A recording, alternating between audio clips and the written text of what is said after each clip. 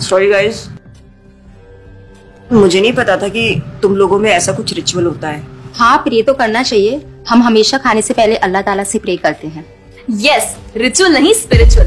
हम ही पहले भगवान को भोग ऑफर करते हैं और उसके बाद प्रे करके खाते हैं। लेकिन तुम्हारा भगवान यहाँ आके कैसे खा सकता है? जैसे वो तुम्हारी दुआ कानों से सुन सकता है, वो वैसे ही यहाँ पर आके खा भी सकता है। भगवान का फॉर्म पर्सनल है। अगर वो कानों से सुन सकते हैं तो मुंह से आके खा भी सकते हैं। उनके कान और मुंह दोनों है। शालिनी, तुम प्रे नहीं करती खाना खाने से पहले? नहीं, लेकिन मेरे चाचा ने एक बार कहा था कि हमको वो गॉड ऑफ फूड को और फार्मर्स को थैंक यू बोलना चाहिए। You mean Annapurna Devi? What? God of food. Yes, हमें उन्हें थैंक करना चाहिए और साथ में फार्मर्स को भी। But I believe in watering the roots. देखो, हम हमेशा क्रिएशन को तो अप्रिशिएट करते ही हैं, लेकिन हम क्रिएटर को ना अप्रिशिएट करना भूल जाते हैं। अभी सोचो, पानी ना हो, हवा ना हो, उपजाऊ मिट्टी या धरती माँ ना हो, तो फार्मर क्या कर लेगा? So I believe that we should be thanking the Creator, the Lord, who is providing us with all the basic necessities. Point. अब तुम किस किस को थैंक करेगा? वैसे भी तुम्हारे 33 करोड़ तो देवी देवता हैं। बताओ, किस किस को थैंक करेगा तुम? और शांति, तुम बताओ, तुम किस गॉड को मानता है? मैं ऐसे किसी गॉड को नहीं मानती, लेकिन I think Shiva is a big god. See, I am very sorry, but आपने अपने वो बड़े भगवान का स्टोरी तो सुना होगा ना, जहाँ वो अपनी मरी हुई वाइफ को शोल्डर पर लेकर पूरे इंडिया का चक्कर लगा रहा है। अब तुम मुझे बताओ, जो गॉड अपनी वाइफ के मरने पे ऐसे कॉमन मैन की तरह रोता है, वो गॉड हो सकता है क्या? अच्छा, may be, I don't know much about this story, but he is very famous and north में तो राम जी भी बहुत फेमस है ना। उनका स्टोरी तो तुमको पता होगा ना, सबको पता है। उनकी वाइफ को रावण ले गया था। हाँ, पता है। अब तुम मुझे बताओ, वो गॉड है? वो अपनी वाइफ को भी अकेला नहीं बचा के ला सकता।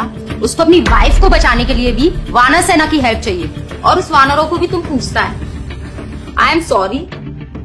और गीता, तुम कृष्ण को मानती हो, और वो तो हर लड़की के साथ रासलीला करते रहते थे। ऐसा कैसा कैरेक्टर है गॉड का जैसे हर लड़की से प्यार हो जाता है? और वो खुद डर के अपना जन्मस्थान छोड़कर चले गए थे। गॉड को कभी डर लगता है क्या?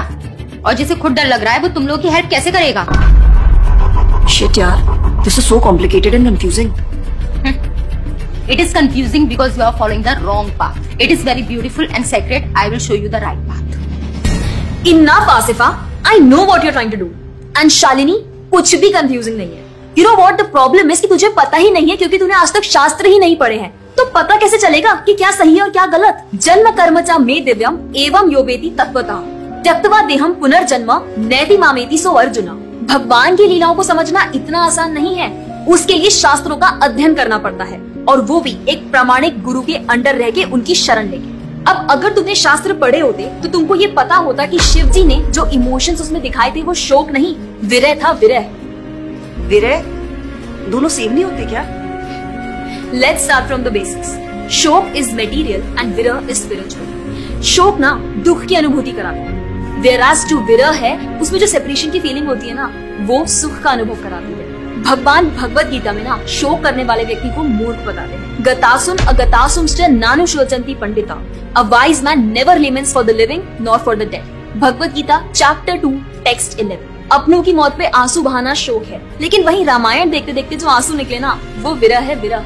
और ऐसे विरह से हमारा भगवान के प्रति प्रेम बढ़ता है। तो जिस तरह से शिव जी ने विरह को दिखाया था, उसी तरह राम जी भी सीता मैया के जाने के बाद विरह में भटकते हुए रो रहे हैं।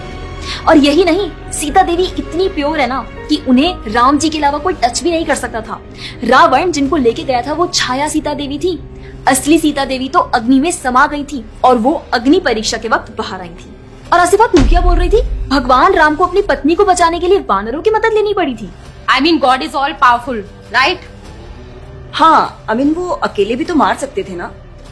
यार शालिनी, अगर तूने कभी रामायण पढ़ी होती तो तुझे पता होता, जब खर और दूषण आए थे अपने 15,000 ऐसे दानवों के साथ जो इंसान को खा जाते थे, उन सब के साथ राम जी ने अकेले बिना किसी की हेल्प के उन सब के चिथड़े उड़ा दिए थे।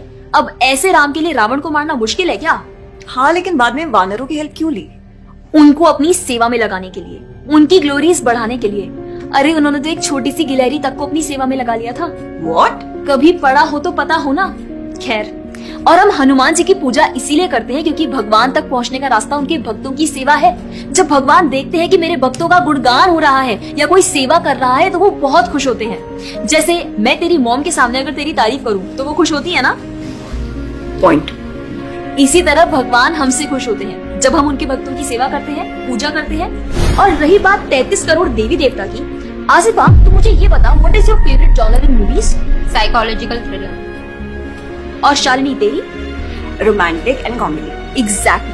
जैसे हर किसी का अपने नेचर के अकॉर्डिंग फेवरेट जॉनर होता है, वैसे ही भगवान ने हर किसी के नेचर के अकॉर्डिंग व्यक्ति के लिए उसके नेचर के अनुसार वेद और पुराण दिए हैं। और उन्हीं पुराणों को फॉलो करके लोग अपनी देवी देवता की तरफ अट्रैक्ट होते हैं। और ये सभी देवी देवता भगवान की ही सेवा कर रहे हैं।